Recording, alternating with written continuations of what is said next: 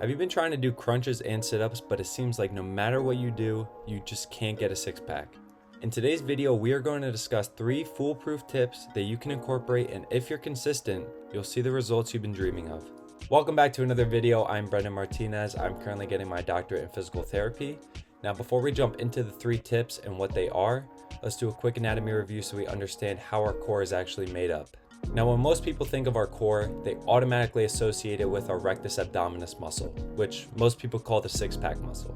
Now, this is one of the muscles that is included in this group. However, there's actually a group of muscles that makes up our core, and that includes our internal and external obliques, our transverse abdominis, which lies deep to the rectus abdominis, and this is likely weak in most people, our diaphragm, which is our breathing muscle, and also the pelvic floor muscles. Now, the reason I mention this is because it's very important to understand that our core is way more than just one muscle. However, for today's video, we are going to be talking mostly about the rectus abdominis and the internal and external obliques, since they are the most visible. And now that we understand how our core is made up, let's jump into the first tip, which is going to be incorporating resistance training. The majority of people that do core training only perform bodyweight exercises, and in my opinion, this is a huge mistake. Now, don't get me wrong, bodyweight exercises are amazing and they 100% should be incorporated in a training routine. However, if you neglect to incorporate resistance training into your core workout, I promise you, you're missing a very important piece of the puzzle. And I think the reason that many people only do bodyweight core exercises is because they've heard the myth of spot reduction. And this is something that's been going around the fitness community for way too long, and we're going to debunk it here today. Spot reduction is the belief that you can choose where you lose fat depending on which muscles you're training. Now, let me be very clear. Fat loss happens systemically, meaning it happens throughout the entire body. It cannot be localized to one spot depending on which muscles you're training. So please don't believe this myth that's been circulating the fitness community for way too long. And if you hear someone say that this is a thing, now you're educated and you know that it is not true and it is indeed a myth. Sorry for getting into my soapbox, but jumping back to resistance training, which is the point that we're going for here, your abs are just like any other muscle. They respond to an increase in resistance and will also experience muscle growth just as your bicep would.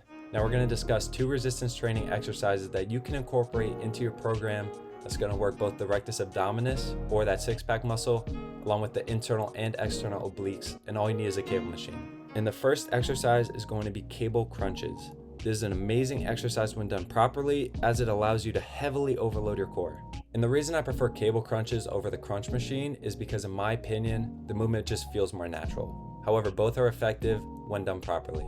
When performing this exercise, you want to make sure that you're really rounding your back. And this may be contrary to just about any other exercise we perform because everyone's always preaching about keeping a neutral spine. And while this is true, remember we're basically performing a crunch in a kneeling position. And when you perform a crunch, you're bending your back a lot as well. Now, the thing that we want to avoid with this exercise is excessive movement at the hips. In this video here, you can see that most of the movement is actually coming from my hips, and my core is doing minimal work. If we keep our hips in a fixed position and really round our back, our core is going to take the majority of the load. Make sure to avoid this mistake and incorporate this into your training program, and I promise you, you won't be sorry. The second exercise that we're going to talk about is woodcutters, and that's going to directly target your obliques. I prefer to place a cable column at a high position and prefer to start high and finish low, and this allows for a little extra lateral flexion, which is going to be another action of your obliques, so you're going to be working them just a little bit more. And once again, if you're not incorporating resistance training into your core routine, you really need to start, because I promise you, you're missing out on so many potential gains. And that wraps up tip number 1. Let's jump into the second tip, which is going to be optimizing our training volume. Like I mentioned earlier, our abs are just like any other muscle. And because of this, there is an optimal training volume for your abs. From what I've seen, many people don't train their abs as much as they should. And because of this, you're not going to see the results that you're chasing after. Studies have shown that we should train our abs at least 3 to 5 times per week. And personally, I would argue that we should aim for around 5 times a week.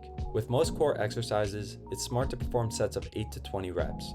Reason being that performing sets of less reps puts us at an increased risk of spinal injuries solely because of the spinal flexion that's occurring. And if you cannot control the weight, it's going to be a higher likelihood that you have an injury. When it comes to abs, the maximal recoverable volume, or the MRV, is 25 sets. And basically, that's the maximum amount of sets that you can perform in 1 week that you can recover from. Now, keep these numbers in mind whenever you're making a training program, and make sure that you're getting enough volume to stimulate growth. And that wraps up tip number 2. Let's jump into the third and final tip of the video, which is going to be changing your diet. Now, there shouldn't be any surprise that nutrition is on the list. And personally, I would argue that this is the most important of all 3 tips covered in today's video. I heard someone say, abs are made in the gym, but shown in the kitchen. And that is 100% true. Now, you may be wondering what you can do to actually start improving your diet. And we're gonna go over a few easy tips that you can start implementing today. And if you want a more in-depth explanation on how you can lose weight, I have a video popping up right here that you should check out after the video, and it's gonna teach you how to lose weight and build muscle at the same time. Now let's talk about the first strategy to improving our diet, which is going to be eating more fiber. Fiber is not only very healthy, but very filling, and incorporating more fiber into your diet will help limit the amount of calories you will consume on a day-to-day basis. This will help place you in a caloric deficit, which ultimately will help with fat loss. Now, the second strategy is to drink lots of water. This should go without saying, but the majority of people don't drink enough water. Drinking water has been shown to temporarily increase metabolism, so it can help burn fat. The Mayo Clinic recommends drinking 15.5 cups a day for men and 11.5 cups a day for women. Now let's talk about the third strategy, which is to limit the amount of salt you're consuming. Limiting your salt intake can help lower blood pressure and improve the overall health of your heart. However, having excess salt in the body can lead to water retention, and it may lead to weight gain. So make sure you try and limit the amount of sodium you're having daily.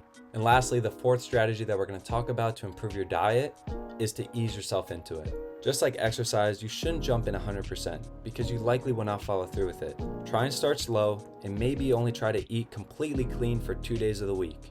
And as you get better with this, we eventually up it to 3 days, then 4 days, and so on. Slowly progressing a healthy diet is much more sustainable, and it's going to lead to better effects in the future.